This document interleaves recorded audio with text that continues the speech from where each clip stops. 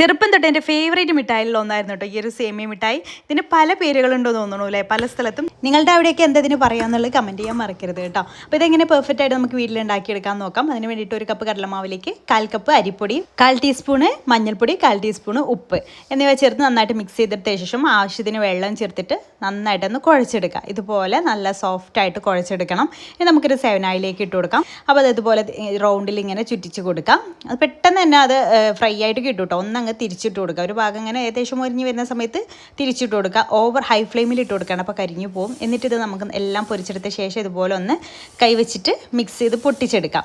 പിന്നെ വേണ്ടത് ശർക്കര. ഞാനിവിടെ 250 ഗ്രാം ആട്ടോ ശർക്കര എടുത്തിട്ടുള്ളത്. അതിലേക്ക് അത് ഏകദേശം 1 സ്ട്രിങ് കൺസിസ്റ്റൻസി ഉണ്ടല്ലോ, ഒരു നൂൽ പരുവം, അതാവുമ്പോൾ അതിലേക്ക് ഒരു 1/4 ടീസ്പൂണ് ഏലക്ക പൊടിയും അതേ സമയം തന്നെ പെട്ടെന്ന് തന്നെ നമുക്ക് ഈ പൊടിച്ചെടുത്തിട്ടുള്ള മിക്സറും കൂടി ചേർത്തിട്ട് നന്നായിട്ടൊന്ന് മിക്സ് ചെയ്തതിന് ശേഷം ഉടനെ തന്നെ ഒരു പ്ലേറ്റിലേക്ക് ബട്ടറോ നെയ്യോ പുരട്ടിയ പ്ലേറ്റിലേക്ക് മാറ്റുക. എന്നിട്ട് ഉടനെ തന്നെ ഒന്ന് പരത്തി കൊടുക്കുക. എന്നിട്ട് ജസ്റ്റ് ഒന്ന് ചൂടാറിയ ശേഷം ഇതുപോലെ ഒന്ന് കട്ട് ചെയ്തിട്ട് കൊടുക്കുക. നല്ലോണം ചൂടാറാൻ വെയിറ്റ് ചെയ്യരുത്, അപ്പോൾ നമുക്ക് കട്ട് ചെയ്യാൻ പറ്റില്ല. അടിപൊളിയായിട്ടുള്ള നല്ല ക്രിസ്പി ആയിട്ടുള്ള സേമിയ മിഠായി ഇവിടെ റെഡിയാണ്. ട്രൈ ചെയ്ത് നോക്കണേ.